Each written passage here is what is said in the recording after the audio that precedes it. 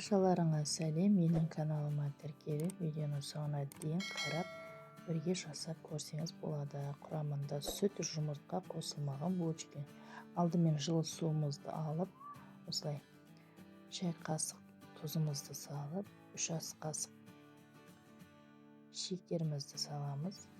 Ерітілген сарымайды салып, 3 ас қасық сұйық майымызды қосып, осылай 1 шай қасық дрожжымызды салып, осылай қанты ерігенше жақсылап араластырып аламыз. Мінекей қыздар, жақсылап ерітіп алғаннан кейін енді үстіне ұнды елей отырып, осылай жақсылап қамыр илеп аламыз. Ұнды жайрадан салып тұрып, осылай қамыр илеп, кішкене майлап, осылай күштеп аламыз. Қамырымыз негізі қатты болмау керек, жұмсақ болу керек.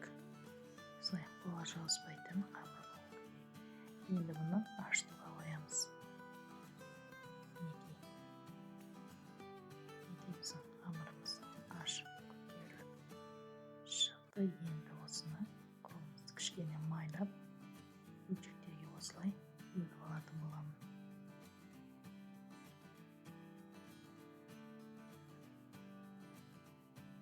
Қалауларыңыз бойынша кішкентай қылып істесеңіз де болады, үлкен қылып істесеңіз де болады.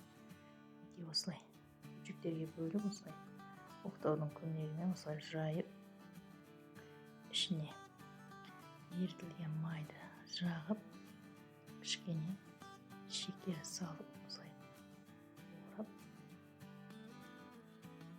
жүрек тәрізді булочканы жасадым. Осылай